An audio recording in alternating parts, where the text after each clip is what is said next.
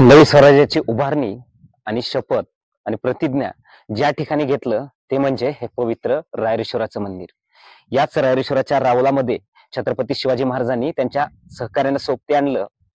याच पठारावर इथंच ते मावले त्यांचे सहकारी एकत्र आले असतील आणि इथंच हिंदवी स्वराज्य उभारण्याची घोषणा गर्जना महाराजांनी केली आणि त्यांच्या सहकार्याने.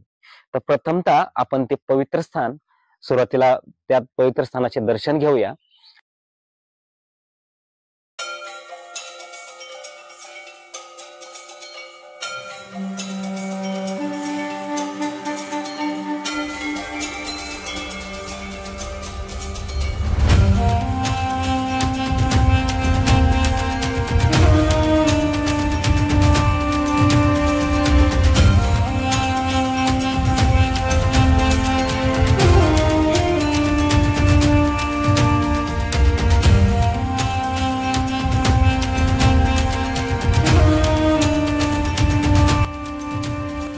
रायरेश्वराचे मंदिर पांडवकालीन आहे.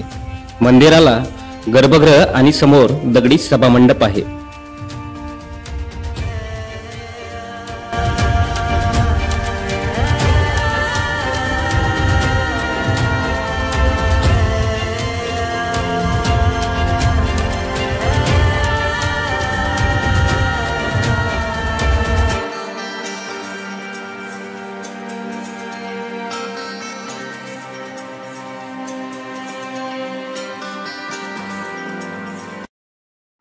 हेच ते पवित्र ठिकाण जे की हिंदवी स्वराज्याचा उगम झाला.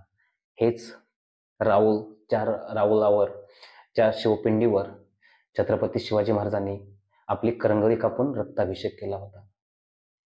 याच रायरेश्वराच्या चरणी नतमस्तक महाराज झाले आणि महाराजांनी आणि त्यांच्या मावल्यांनी घोषणा केली, गर्जना केली, हिंदवी स्वराज्य व्हावे ही तो श्रींची इच्छा. याच रावळात आवाज महाराजांचा आणि त्यांच्या सहकाऱ्यांचा दुमदुमला असेल आणि महादेवाच्या चरणी नतमस्तक होऊन रक्ताने आपल्या अभिषेक करून महादेवाला महाराजांनी हिंदवी स्वराज्य व्हावे यासाठी आशीर्वाद मागितले, बळ मागितले. ते हेच पवित्र ठिकाण आहे.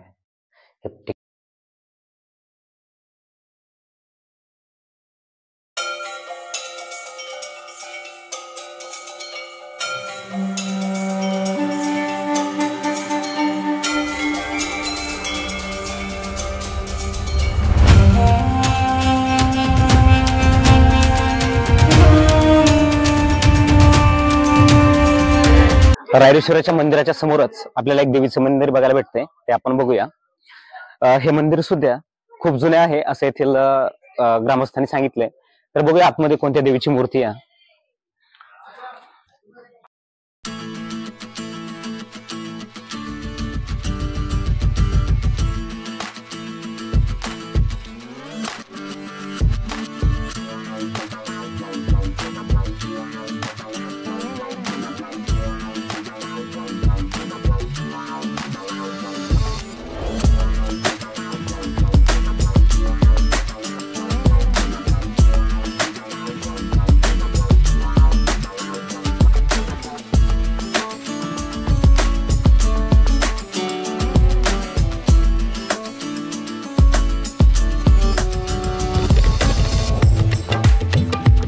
आता आपण पाहिलं की रायरेश्वर किल्ल्यावरील जननी देवीचे मंदिर. मंदिराच्या समोरच आपल्याला काही ऐतिहासिक वास्तू पण पाहायला भेटतात. मंदिराच्या भोवताली मंदिराचे काही अवशेष आपल्याला बघायला मिळतात. मोठमोठ्या शिळा, त्याचसोबत काही शिळांवर महादेवाच्या पिंडीचे शिल्प देखील आपल्याला बघायला मिळते.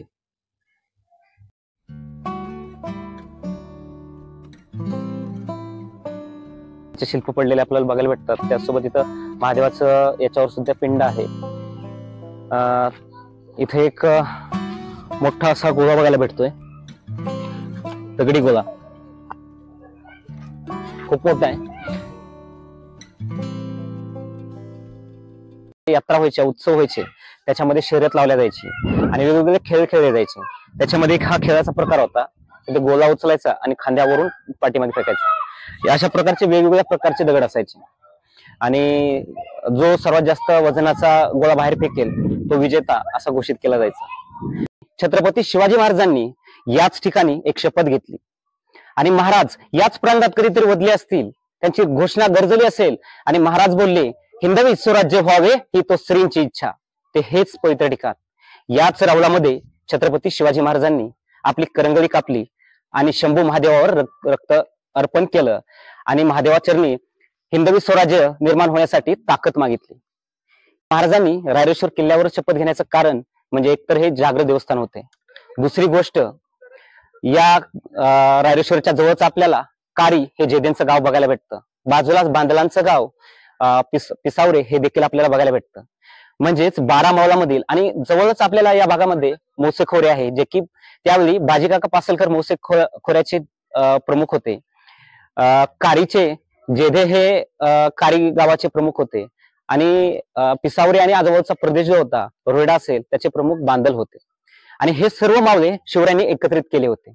त्यामुळे सोयीस्कर असं हे ठिकाण महाराजांना पडलं होतं आणि इथूनच एक ठिणगी पेटली, पुढे ती ज्वालामुखी झाली आणि आपण पारतंत्र्यातून मोगलांच्या स्वतंत्र झालो, पुढे हिंदवी स्वराज्य उभारलं. तर या रायरेश्वराचा देखील खूप इतिहास मोठा आहे मित्रांनो. हे रायरेश्वर छत्रपती शिवाजी महाराजांनी शपथ घेण्या अगोदर सुद्धा प्रसिद्ध होते. त्याचे कारण म्हणजे हे जे रायरेश्वराचे मंदिर आहे हे ठिकाण एकमेकांचे तंटे सोडण्याचे सुद्धा होते.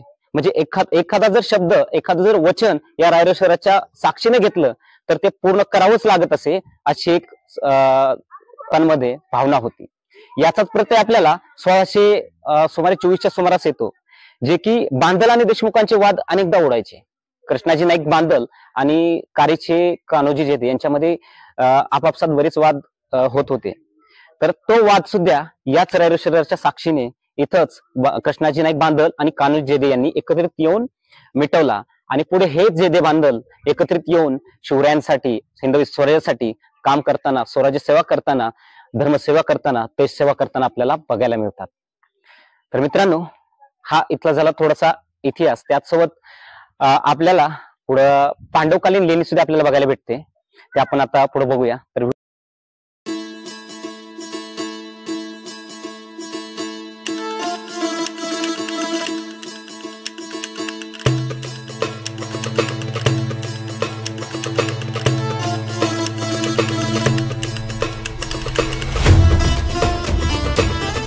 शिवरायांना मुजरा करून आम्ही निघालो ते पांडवकालीन लेणी बघण्यासाठी.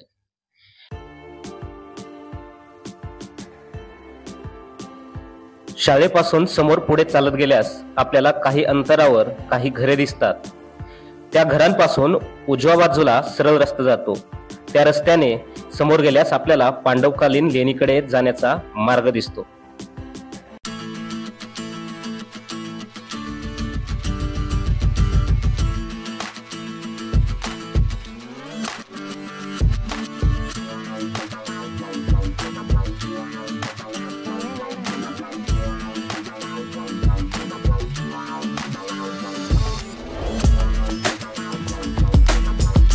लेणीकडे जाण्यासाठी ना दिशादर्शक फलक आहेत, नाही त्या वाटेवर आम्हाला कोणी आढळले.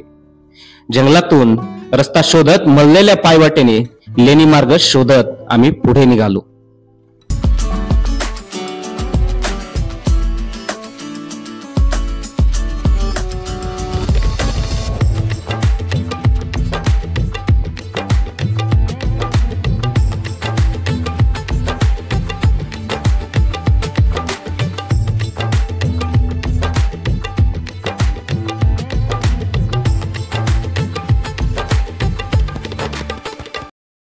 मित्रांनो, रस्ता शोधत शोधत आपण आता पोहोचलो आहोत या ऐतिहासिक लेणीच्या समोर.